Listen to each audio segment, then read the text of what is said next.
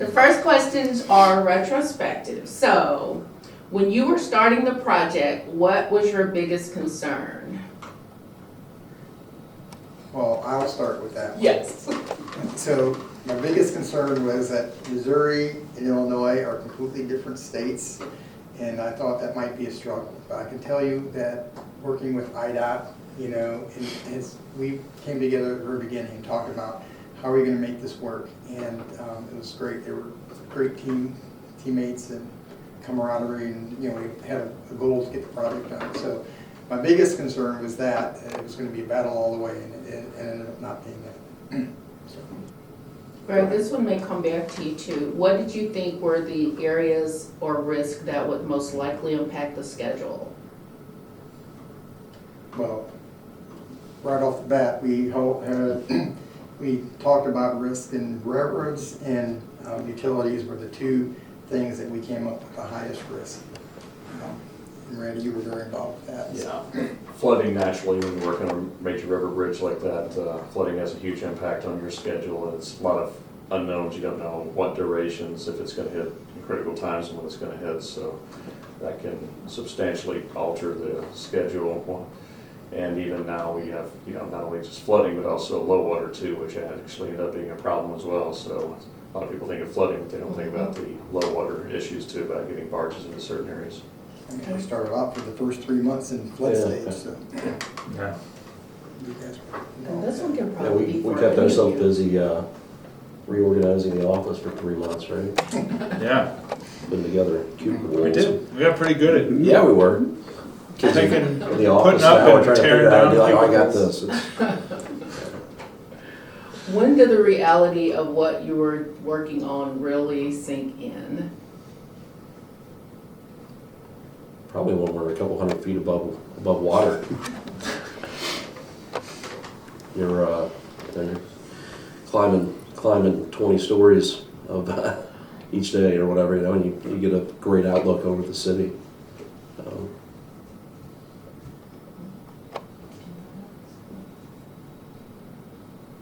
Okay. And what were your wow moments? That's an easy one for me. When it first started, because I got down there before we started the bridge, so we didn't have much of an inspection team. I was working on infrastructure. But for the bridge, the wow moment was the first time that we went down inside the cofferdam. And you know you're 30 feet below, the river's just running, and at the time it was ice and everything, and it just was really surreal to know where you were at, and then only to know that it wouldn't be too many more years, and now I'm going to be 300 feet higher than where I'm at today, 200 feet. Anybody else? Wow moments. Let's say we had a group from Gateway Tech, the group of children that came out from that classroom, and they've been out there 4 years, so they got to see the progression of the bridge and the final trip out there. The bridge wasn't open to traffic yet, but it was traversable to a vehicle, and we worked out with the contractor to allow the bus to cross the bridge with the students on board. And we stopped at mid-span, let them, you know, take it all in, take a, you know, once in a lifetime opportunity to see the excitement in their eyes. And the person who was most excited was the bus driver, because he couldn't believe when I moved the barricades that he actually got to go up there. So I had him step out. For safety reasons, we didn't have the kids off the bus, but I had the bus driver step out, and I took a picture of him in front of the bus. And to see just the excitement that he had was just made it all worthwhile. Anybody else? Wow moments? How about on your side, Alvin? Let me see, for me, I think one of my wow moments was, I think probably halfway, as we were building one of the many flyovers on the Illinois side. I think it's the one that goes, so if you go, so east, now south, I-70, and then connecting into, and then the flyover, you turn left and connect onto 5570. When we laid out all the plywood to then do the pouring, and you're standing on top of it, and you're standing like 100, 150 feet over the interstate. Right? Probably that's something that I never thought that I would be doing. And I'm standing there, you know, just doing my regular inspection, and I'm just looking down at traffic, and I'm like, ooh, that looks scary. You know, you can kind of relate to that. When you first go up, you start getting comfortable to some degree.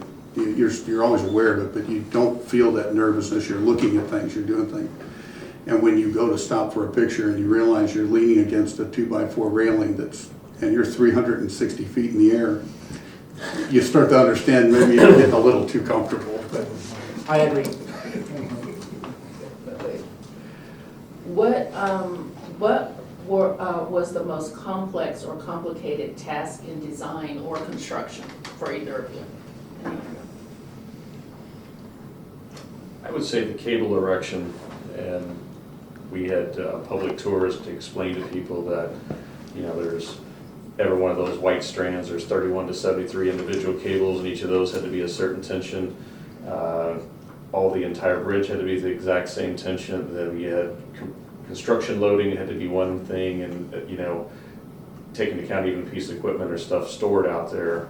And so when it's all set, and it's also designed for 25 to 50 to 100 years, so when those cables sag, that it always has the correct configuration that it was designed for. So that's quite the engineering feat. So we always joke that, you know, we had our expert from design team, Hans, and the contractor had their erection sequence person named Hans, and so the back and forth between those two was quite entertaining, you know, for the complexity, and it's very humbling to know how smart people are and how little I knew about those type of things and others. So to me, that was the most complex thing about a cable stay bridge that has to be undertaken. I'll say, so about Hans and Hans, I remember the first meeting I attended after I came on the job, it was a meeting with the contractor and the designer. So you had Hans with the designer and Hans with the contractor, and they were in the middle of this huge argument over some of that engineering stuff, well, yeah, I see where you could think that, but, and then the other one, and everybody's just kind of sitting there watching, I'm sitting there watching, and we leave the meeting, and I'm with John Grana, the resident engineer, and I lean over after we get out of that room, I'm like, did you understand anything that was said in there? And he's like, no, not a thing. I'm like, okay, well, good, it's not just me. What was the hardest part of construction inspection on the project?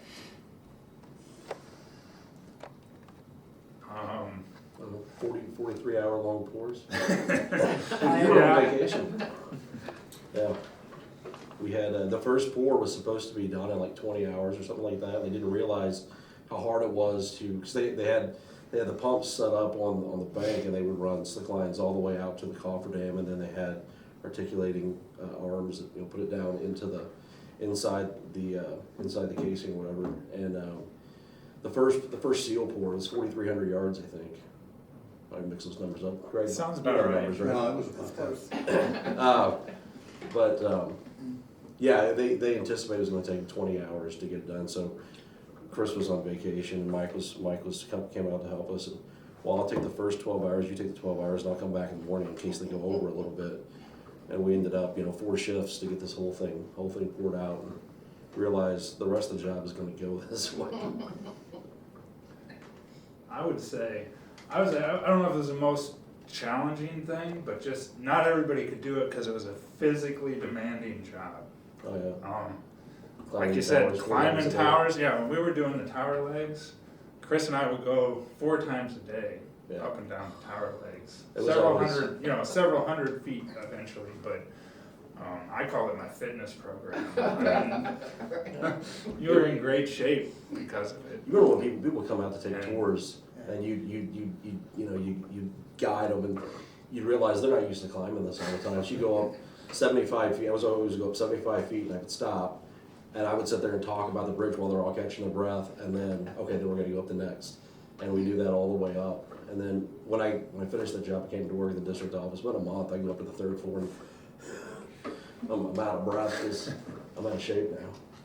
So I can tell you that we were at the top of the Met building one time, and it's 40 floors, and I was looking out the window, looking down, I'm like, the river bridge is about that high. We climbed the ladder all the way to the top of that building. Basically, that's what you guys were doing every day, so I'm like, whew, you know, That was way better it's a lot of shape work.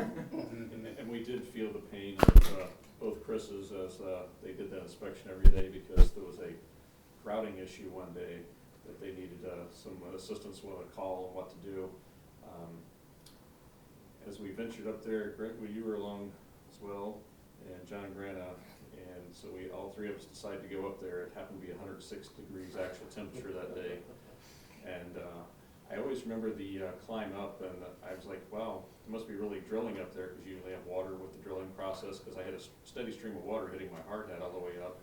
And then Chris advised me, he goes, I want to apologize about the sweat, and I go, wait a minute, he goes, that wasn't drilling water, that was my sweat dripping on you the whole time. So just give you some idea just to how physically demanding and in all different temperatures. I always say the hottest place to work on the river, because you're on barges and around a lot of steel, and it's the coldest place in the winter also. Randy, this one is for you. This was your second cable stayed bridge. How was this different from the bridge in Cape Girardeau? Well, it's night and day in a certain aspect. The first cable stay bridge, we had a lot of problems with our initial contractor, and we had to terminate them partially through the project. And with that became a whole magnitude of problems. We had a different site condition. So anything and everything that challenge that come its way did on that one. So on this one, we had assembled an awesome team. The folks you see here, the contracting team, the designers, truly everyone worked as a team. You know, it's not that we didn't have challenges out there, but we had the people that knew how to address them and work together as a team to accomplish many great feats. So things that could have been big issues weren't, because people were proactive and worked through them. So, you know, on time, on budget, you know, all those kind of good things are good buzzword, you know, that you have goal. But we truly hit all our marks in the second go around. But I like to say the first one was not in waste, because I learned a lot. I mean, that's where you learn more from bad things than you do things go well. But and it gives insight to things to look out for in the next one, you know, traveler systems, things that we knew were problematic in the first one that we could address up front and make sure it went smoothly on the Musial Bridge. Greg, this is your first major river bridge. Was the eastbound I-64 bridge over the Missouri River, which is not the westbound No. span. Now the westbound span. How was this construction different from that bridge? Well, that project, I was 3 years into MoDOT, so when I took over as that, the Boone Bridge, and that was challenging, but I had a really good team then, you know, and I think that helped me think a lot about how do you get things done and help, you know, and like Randy said, it's really the team, right? I mean, it was from the day one, it was, you know, between us and IDOT and the Federal Highway. Not only that, the contractors and the engineers, the designers, they all had a goal. It was never, when things went, you know, when things started, we started having issues, it wasn't a pointing a finger like, oh, that's your problem. It was, how do we solve this together? And that was amazing on this project. You know, the whole team and MoDOT's team, everybody that worked together on this, really happy. Alvin, what was it like to work on the Illinois side as an inspector? So for me, probably, you know, coming into mainland U.S., I essentially moved from Puerto Rico to here about in 2011. So it was a totally new experience for me to begin with, you know, trying to understand how the U.S. works overall, and especially the differences that I had the difference I've seen between the East Coast and the Midwest. So that was one of the main things that I had to first adapt. In respect to Illinois, for me, when I was doing the inspection, it was more primarily, since I didn't have much of an idea of how things went into construction, and I was learning. It was okay. So what are we doing today? What am I going to be responsible for inspection? And that could be from concrete pour, that could be from checking riprap. I had one of the tasks that I always remember I always carried 2 sledgehammers. I always carried 2 sledgehammers. And the reason is I was essentially checking every single shear stud. Every single one.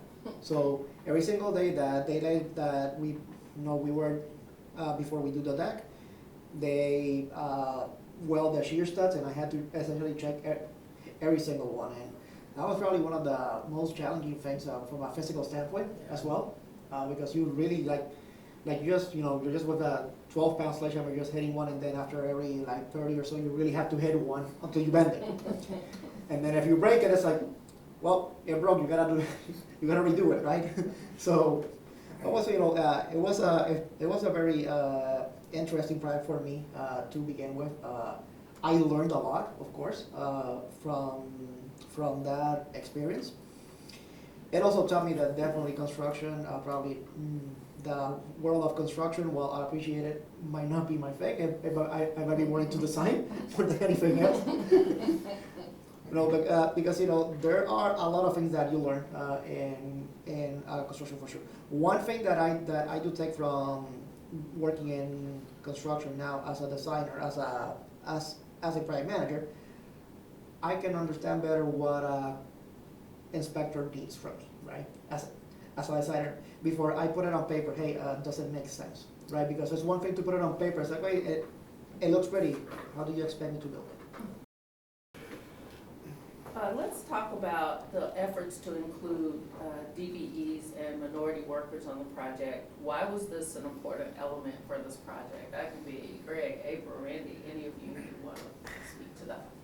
April, answer that one. Well, the community, there was a outcry from the community to make sure that inclusion was at the forefront of the project. So, especially with the workforce diversity, which, in my opinion, I think the project exceeded far above what any other project I've seen in a while in MoDOT. So I think that was, the workforce diversity was very crucial and important. And I would have to give April a lot of credit, because every big project in the city seemed like was being shut down, every big project because of diversity issues. And so we talked about this in the beginning, and she even brought to my attention, it's not just enough to get your DBE goal, you can get that with steel or whatever. It's like involving the community. I mean, to the point where, the people that are supplying the gas, the people that are supplying the equipment, the local people. They went to as far, and our contractor listened to us. We said, this is how you resolve these issues. And they went as far as, when they finished the towers, they had a big barbecue for all the workers, and they brought in a local minority barbecue people to do that. It was a DB. He was a Right. DB firm Yeah, too. maybe for, so what I'm saying is that they're not getting any credit for that on the DB. It's such a small percentage, but it was the right thing to do. And Right. April had a lot to do with helping us understand, this is the things that we need to do, and our contractor listened, so it went very well. Why was it important to really look at meeting those goals by craft too? Because that was something else that you guys were able to do on this project. I guess historically, certain crafts fell short for minority and women. Like I said, the impressive thing was the contractor understood the commitment and really just, the things that they did to make sure that there was inclusion even per craft. We look big picture overall, yes, they exceeded, but per craft was another area.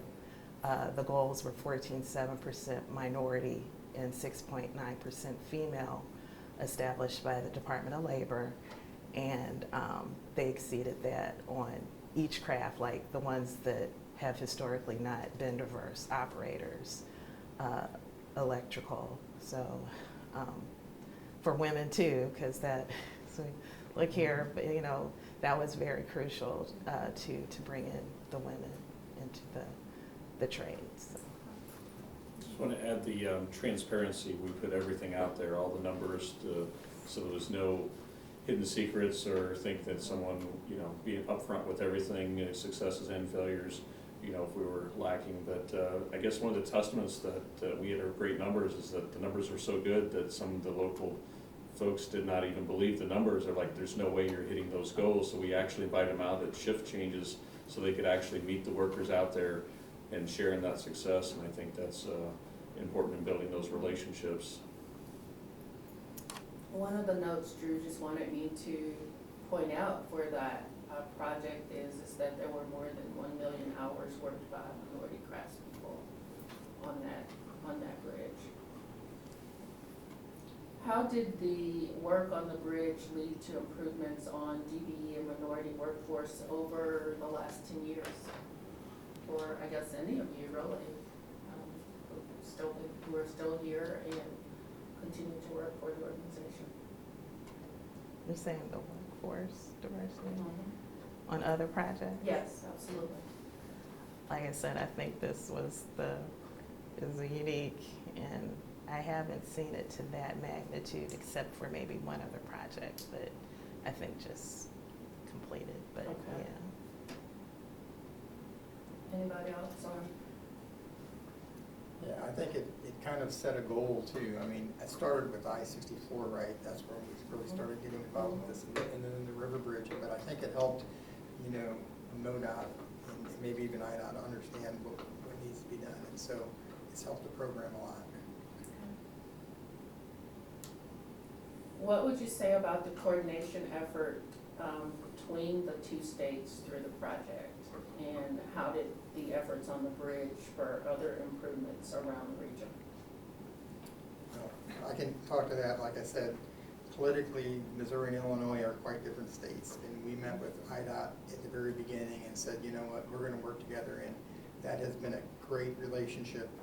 And it started even before that because we share other bridges and other things. And I think that project really helped pull the two states together, the DOTs. As a matter of fact, we were at the first public meeting and the press was there, and my counterpart was, IDOT, and I was talking to him and we were laughing, and he came up and he was like, you guys don't really like each other, do you? And I'm like, because you're from Missouri, you know. No, we're friends. And as a matter of fact, we're going over to dinner tomorrow night with our wives, you know. So he was like shocked that this could be.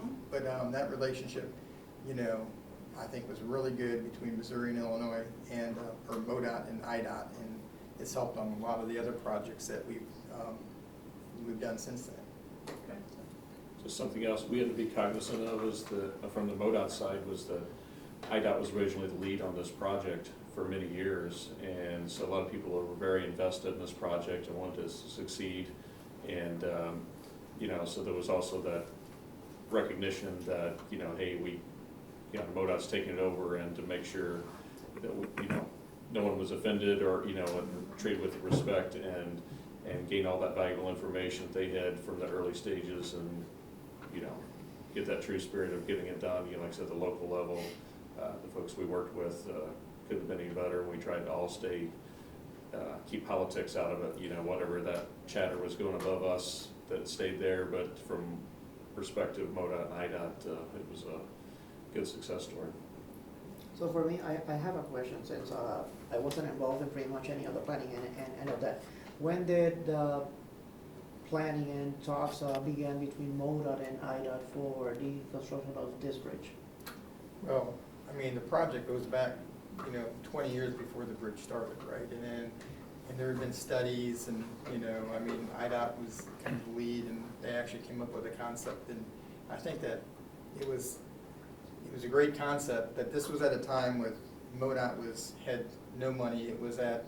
We were at trying to maintain our system in the condition it was, and IDOT was trying to put money into, you know, infrastructure, which was a great thing, but there was differences on how this could get done. And so I guess it was, early 2000s that they went back to the table and said, we can't build an 8-lane bridge with, you know, 2,000-foot span piers, you know, because that's like a $3 billion project. So what can we do to lessen that? So that probably in the early 2000s is when we started looking at different options.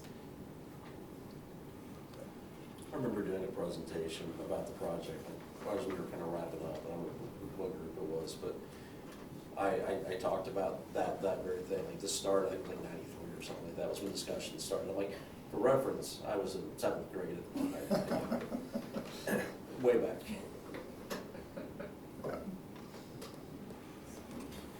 The project won America's Transportation Award for the improvements in downtown that included Stan Musial.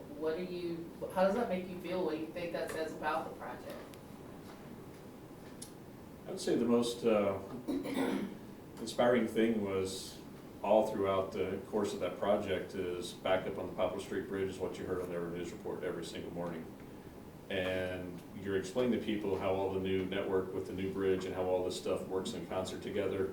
And you do all the modeling, but you never know for sure if it's all gonna work out the way it's, you're very optimistic it will, but Right. is it really gonna happen? And so after the project's done, not only did we exceeded the goals for the traffic on the new bridge, and it worked in concert with everything else, because it had to be scaled back to not ever connection everywhere, but the system worked. So the day after it opened, you once again, you didn't hear the every morning back up Poplar Street Bridge. That was just a commonplace term that was, you could have a recording of it. It was just every single morning, and that essentially went away with some other improvements there, so that we achieved the mission there. I think the other thing that a lot of people don't even realize, though, is this bridge was built that there could be a companion bridge right next to it, because the original was 8-lane bridge. So we designed this bridge so you could build a companion bridge right next to it and remove very little other structure, just some pavement on the Missouri side. But it was designed to be able to handle that and make the connections from, I-70, I-44 from the opposite direction. So that's still out there when the need is ready to go. It's been kind of designed into the project. Well, that's a great place to ask the final question, and that is, so we're here to talk about it because it's been 10 years. So just what do you think when you realize it actually has been a decade, guys? It's a good question. After that bridge was built, Chris and I stayed for a little while longer working on Park of the Highway, and it's still 2 years after we got done down there. You still couldn't help but look at it. The lights would be on it. It'd be at nighttime. I mean, it was just still something so much bigger than anything we've done. And I know that every year when we go down to different family, still to this day, it feels like it was yesterday. It just doesn't seem like it's been that long, but you still can't help but, be tickled that you had the opportunity. It was kind of it was a real treat for us to be able to do that kind of thing. My oldest son was born while we were working on the bridge for that first year there. And still today, though, whenever so he got to go out, when he was 2 or 3 years old and walk the whole thing, and we had great pictures of that. But still today, my kids don't know the actual name of the bridge; they just call it Daddy's Bridge.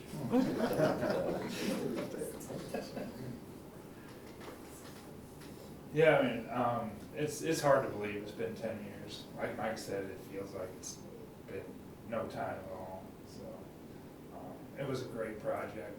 I mean, great people, great contractor. So a lot of good memories. Yeah, same. It's like time flies quickly, and I guess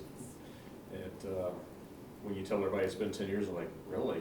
You almost feel like it's like, yeah, it's really been 10 years. And I guess one of the things that's satisfying to me is that,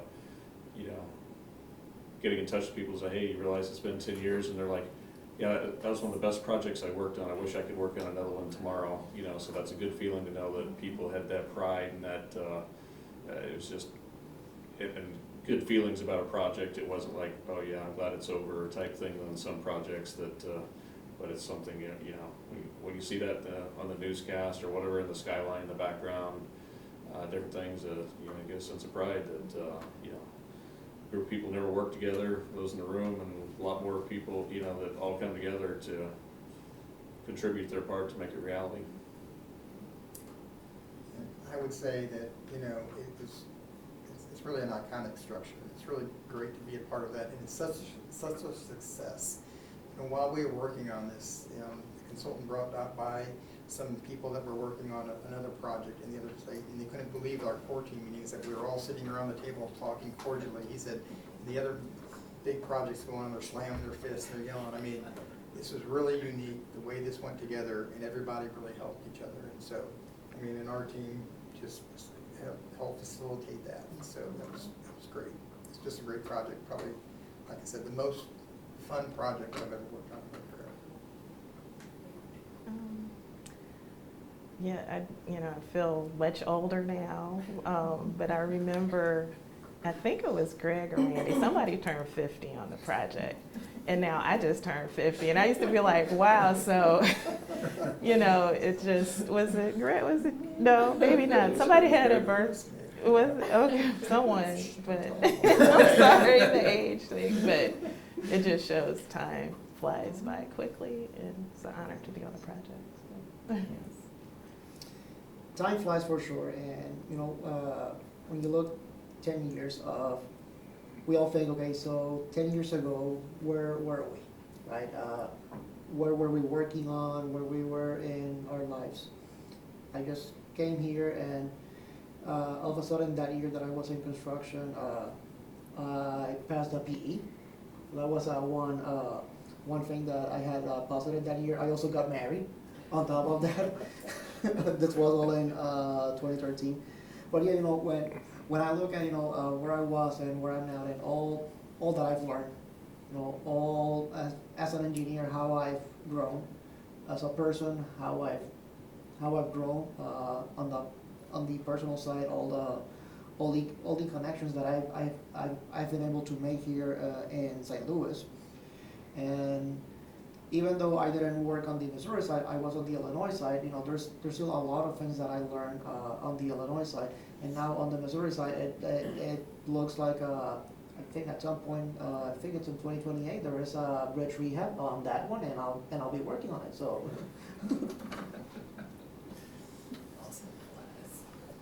So I did want to have one final question that I just kind of was thinking as we were going through this. So as you talk about this, because oftentimes, that just comes up in conversation. Oh yeah, I haven't built that bridge. What's the one question that people still ask you 10 years after the bridge is done? If anybody thinks of one. I guess one of the questions you get a lot is always, how do you build that in the middle of the river? How do you build something inside the river? And then trying to explain to people how you pour concrete in water is always the head scratcher for a lot of the folks. Is like, you mean you pour concrete in water? And I'm like, yeah, you generally explain the process, but basically on how it's, how you build something right in the middle of the Mississippi River is one of the questions that I've gotten quite a bit on. Yeah. I think it's hard for people to understand that you build a coffer dam and you're working in the bottom, 30 feet below the water level. It's hard to comprehend that. Yeah, That's you even guys have possible. pictures, and I still couldn't understand it, so. Yeah, For lay people, it's really intimidating, one you think about, okay, working in or over the Mississippi, so it is definitely hard to understand. I think another question that I still get, like in general, and this was whenever there was a deck board. It's like, okay, so you got the truck here, the deck is like 100 feet. How exactly you get concrete out there? And I was kind of joking sometimes, and I remember I got that question when I went to meet the new engineers that came to IDA back in 2013, and I kind of, as a joke, I said, you remember the physics class we took about the projectile motion that we put like a catapult and all that? That's how we did it. I'm like, no, just kidding. So we got it, and then I explained that the whole concrete pump truck and how exactly it works. I still remember the one I kind of picture we have when the crane is picking up the concrete truck and swinging it over to the barge to be able to pump them out of the river. So Scary. yeah.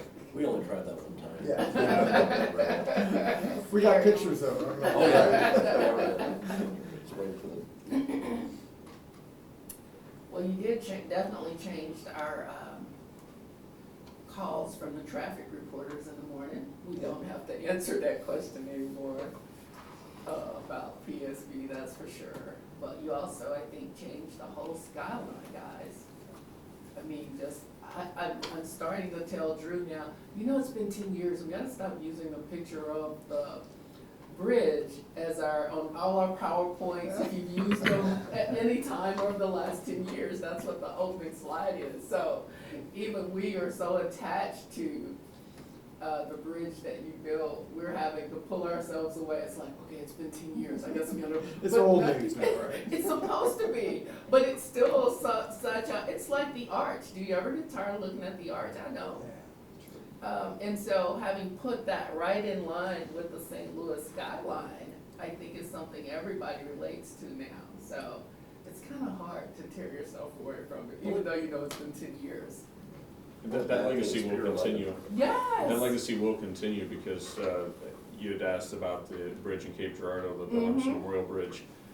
You tried to explain to people once it's done, it's gonna be what people identify your city with. Right. And you go down there now, it's on the newscast, it's on every Yes. business's Yes. logo, it's on, anything to do with the city, that bridge, it's been in 2 different movies and things like that, so it's still 20-plus years later, it still is a symbol and will continue on.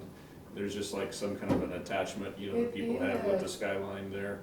So I don't think it'll go away, that'll expire after 10 years. I think it'll live on for many more to come, so. You feel free to use that PowerPoint We're slide. gonna keep doing it, guys.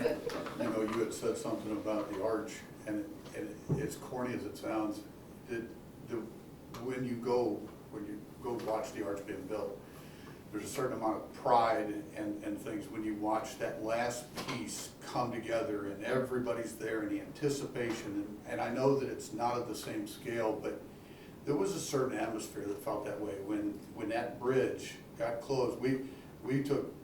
Everybody was there, in fact, we still have pictures in our office there. We have had interns that worked down there that years later came to work for us here and became employees. And how many people we've run into that said they were there that day, and you're thinking, I can't, hundreds, but it was amazing that when that piece came together, because like Randy had said earlier, there was no guarantees in this whole thing.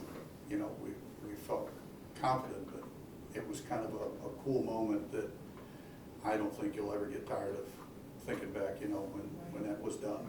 Right.